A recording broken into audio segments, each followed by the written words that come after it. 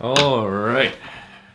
Looking to buy a Vitamix and you need a second opinion or third? Here's 12 mistakes that you should avoid when getting a Vitamix. First of all, don't equate price with performance. The more you pay, the more features you get.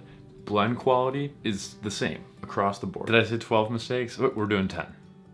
10 mistakes to avoid when buying a Vitamix blender. Don't think you need a second container. Narrow-bodied containers like the 48 ounce are nice for smaller batches of the thick blends, like ice cream, hummus, nut butters. In them, you can make 2 to 3 cups of nut butter, for example, versus 3 to 4 in the full size.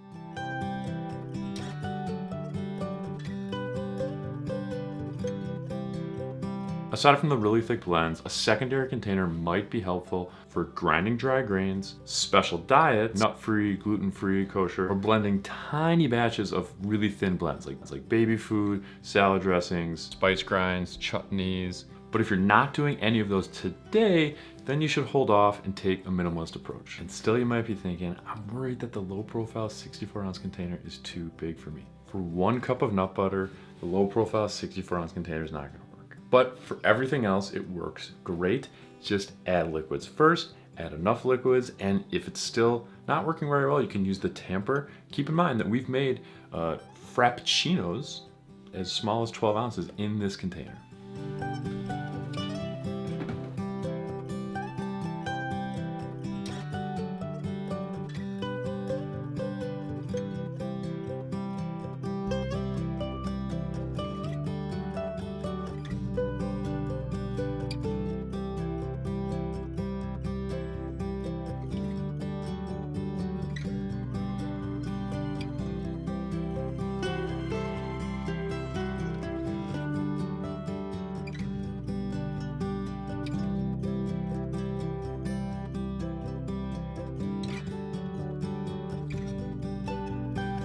Oh, you're concerned about the new tech digital screens or touch controls? I get it. You hear that all the time. Several years into making the Ascent models, the technology has held up. They've been demonstrably durable, and you're covered by a full multi-year warranty that covers shipping both ways if anything happens. And I'm sure you've heard this, but less than 2% of Vitamix machines are ever sent in for service anyway. So if you happen to get unlucky, you're covered, but the chances are pretty low. Having said all that, there are good options with mechanical only controls. So there's no reason to force yourself into getting an A3500, for example, if it's not something you're comfortable with. Him and a break character here, kind of pretending to be a doctor you're visiting, trying to figure out which Vitamix to get.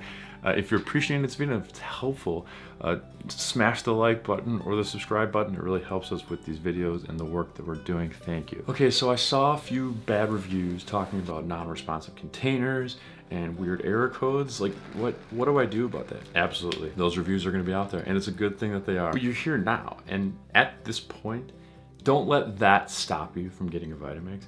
Again, you're covered with the full warranty, multi-year, full service, free shipping both ways. And you should know that Ascent models, the build quality of them has improved over the years of them making them. It's like the car industry, where someone that works on the assembly line at a car plant will tell you that the late model year-end cars are built way better than the ones built earlier in the year, because they've just gotten better at making them, better at putting them together, better components, better assembly process. It's the same thing with these Ascent models. Every Vitamix model for that matter. If, however, you see a review saying that something is mediocre and it doesn't sit right with you, just skip it. What happens if I want to make something that there isn't a program for, but my machine has programs? Don't misunderstand the programs or automated blending. The programs are like a popcorn button on a microwave. You push the button, it turns on, it counts down from the timer, and it stops. We think the Vitamix owning experience is better when you do have programs, some automation, and you can walk away and get other stuff done. If you choose to get programs on your Vitamix, it also has variable speed control. You can control it manually just as well. Where does that particular Vitamix blender sit on the range, on the spectrum of sound? Here's the thing. Don't put too much weight into the noise of the particular Vitamix model you're looking at. There are some that are the most loud, and there are some that are the least loud. Most of them kind of sit in the middle. The Explorer models we found are the most loud, the E310. The A3500s we've found are the least loud. Find a level of noise output that you're comfortable with and move on. In our home, we use protective headphones for the tamper-dependent hard ingredient blends like nice cream and nut butters, even with the least loud model. Which accessories should you buy? Don't overbuy accessories.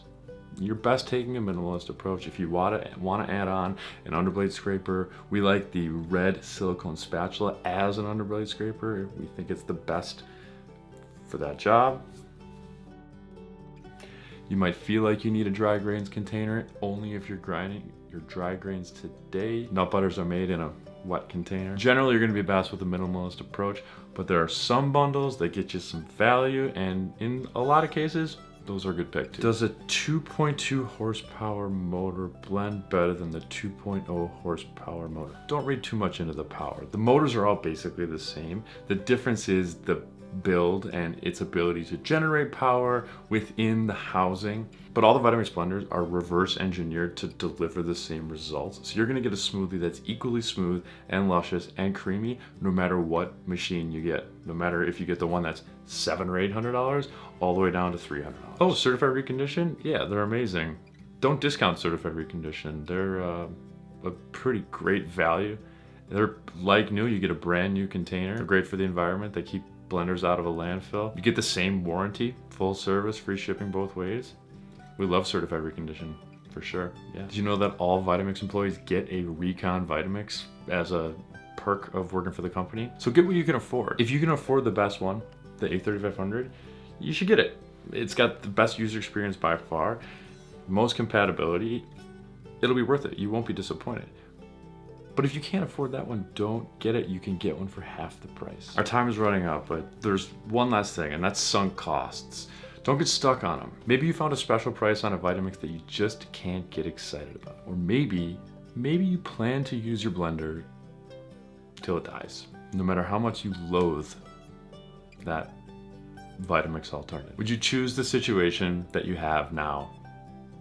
Right now. If you're still stuck, try the regret test. For example, say you ordered yourself a blender and ask yourself this question: which Vitamix do you regret not getting? If you have an answer to that question, that's the one you should get. If the answer is, well, no, I got the one that I wanted, then you got the one that you want. You guys, the Vitamix is super easy to clean. Couple drops of soap, warm water. Almost every single container is dishwasher safe except for the tall 64 that comes in the 5200 or the Recon 5200. 60-day returns and exchanges. Shipping usually takes a couple days. All right, we good? Hey, don't sweat it. I know it's a big decision. It's scary. It's crazy spending this much money on a blender, but it's worth a lot more than it costs. All right? Hang in there. Lifeisnewyork.com. Honey Gale. Blending for good. Bye. Thank you.